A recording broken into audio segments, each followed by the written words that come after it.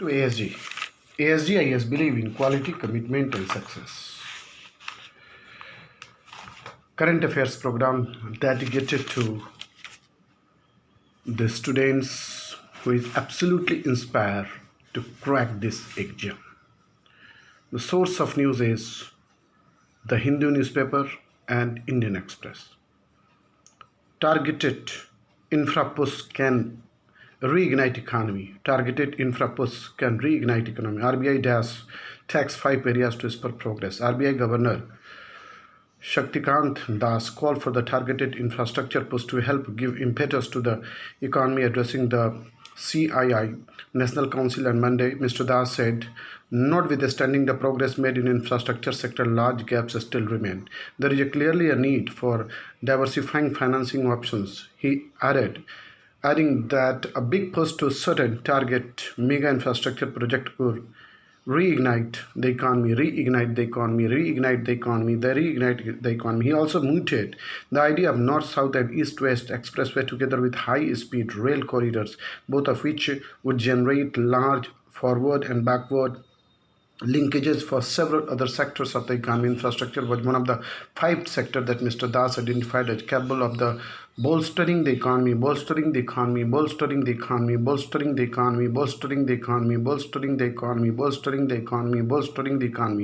others being from renewables, information, communication technology, ICT, startups, and the value supply chains. He pointed out that the harnessing the potential in these could propel India to a leadership position in the League of Nations. Don't grant extension. Later, HDFC chairman Deepak Parekh has urged Mr. Das not to grant any more extension of the moratorium and for one-time restructuring of the loans of the companies to help them tide over COVID-19 related to stress. Please don't extend the moratorium. We see people who have the ability to pay taking advantage under this moratorium and deferring payment. This is talk of the another extension that would hurt us, particularly smaller non-banking finance companies and NBFCs, Mr. Parekh said, posing a question to Mr. Das. The next news is 5 Rafales make home run from the France. 5 Rafales make home run for the France. They are set to be inducted into Golden Arrows squadron of the IAF at Ambala tomorrow. 5 Rafale fighter jets took off from the France on Monday morning for induction into the number 17 Golden Arrows squadron of the Indian Air Force IAF at Ambala Air Base on Wednesday. The immediate focus is on the getting the aircraft operational at the earliest, which has gained urgency with the tension with the China on the line of actual control LAC in eastern Ladakh. All 5 Rafales have landed safely in the Al Dhanfara Air Base on the UAE after a sortie in excess of the sonars. The IAF said on Monday evening the jets were accompanied by mid-air infueling aircraft of the French Air Force on the first leg of the visit from the Morignac Air Base at the Bordeaux in France to UAE. After a night halt in the UAE, the jets will take off on the Tuesday to their home base in Ambala, covering a total distance of close to 7,000 kilometers. These 5 include 3 single-seater and 2 twin-seater aircraft. The aircraft are likely to arrive at the Air Force Station Ambala on July 29, subject to weather, the IAF said in the statement. The Air Force had stated that the final induction ceremony would take place in the second half of August. Air power, this is going to be add a great deal of strength to our air power and defense preparedness, but it is also a powerful symbol of the strategic partnership between India and France, said India's ambassador to France, Jawed Ashraf, being before the jets took off. Our pilots who I just spoke to are very excited. They are very proud to flying the machine to India. It is going to be a long flight. It is a remarkable symbol of their professionalism,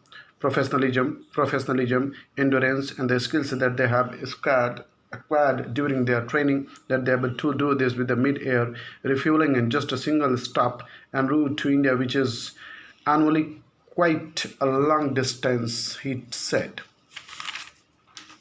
The majority cannot afford a balanced diet. Even billions who are above the poverty line don't have access to healthy or nutritious nutritious food in India.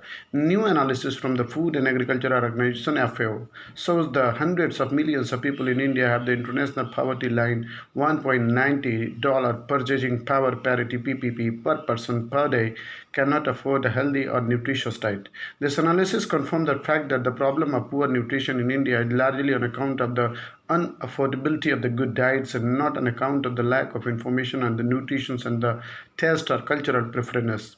The large majority of the Indians cannot afford a balanced diet. Every year, the FAO, in partnership with the United Nations organization, publish a report on the food security across the world. This year, the State of the Food Security and the Nutrition of the World 2020 (SOFI 2020) was released on July 13. A new feature of SOFI 2020 is detailed analysis of the cost and affordability of healthy diets around the world. Types of diet. Three types of the diet are defined. Three types of the diet are defined. The first is termed basic energy sufficient diet. This is one in which the required calorie intake is met by the consuming only the cheapest starchy cereal available, say rice or wheat. A requirement of 2,329 calories for a healthy young woman of 30 years is taken as the standard reference. The second the second is a nutrient adequate diet, one where the required calorie norms had a stipulated requirement of 23 macro and micronutrients are met. This diet includes least cost item from the different food groups. The third diet is healthy diet. Third diet is a healthy diet. This is one which meets the calorie norm and the micro and micronutrient norm. Also allows for consumptions of the diverse diet from the several food groups.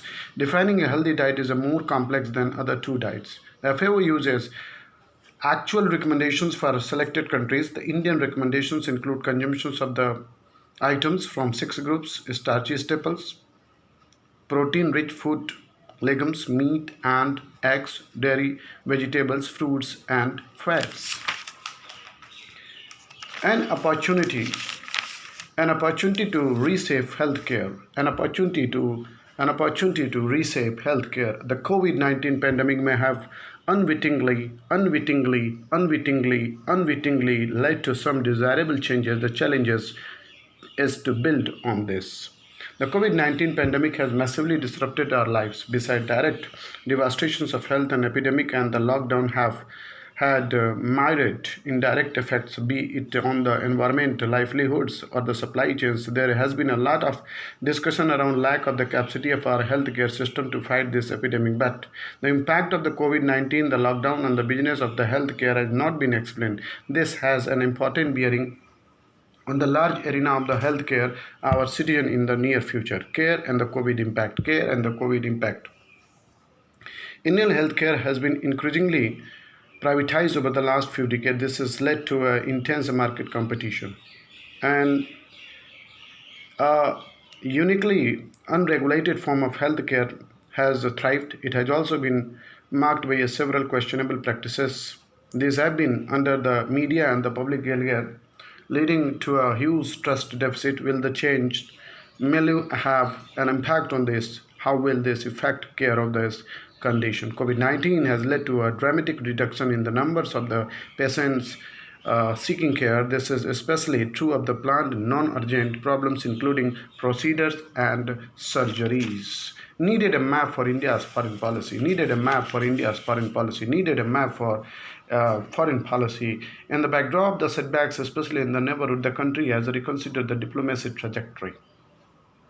Not long ago, India was seen as a natural rising power in the South Asia and Indian Ocean region. It was also the de facto leader of South Asian for the regional cooperation SAARC. It has historical and cultural ties with Nepal. It enjoyed traditional goodwill and influence in Sri Lanka and Bangladesh. It has made investment worth billions of the dollar in Afghanistan and cultivated vibrant ties with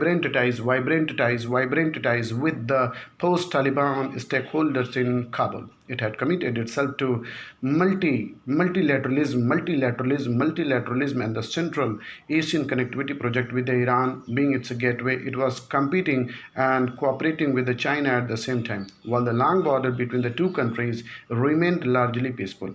Cut to the Cut to the present, India is perhaps facing its gravest national security crisis in 20 years, with the China having changed the status quo along the line of actual control in the western sector in its favor. The border saw violent clashes last month, leading to fatalities of the first time in 45 years. SARC is out of joint. Nepal has turned hostile, having adopted a new map and revived the border disputes with India. Sri Lanka has tilted towards China, which is undertaking massive infrastructure project in the Indian Ocean is island. Bangladesh is clearly miffed. Bangladesh is clearly miffed at the Citizenship Amendment Act in 2019. When Afghanistan is undergoing a major transitions, India is out of the multi-party talks. Iran has inaugurated a railway link project connecting the Chabar port on the Gulf of the Oman to Jaidan, which India has to have the constructed without India. And how did we get here?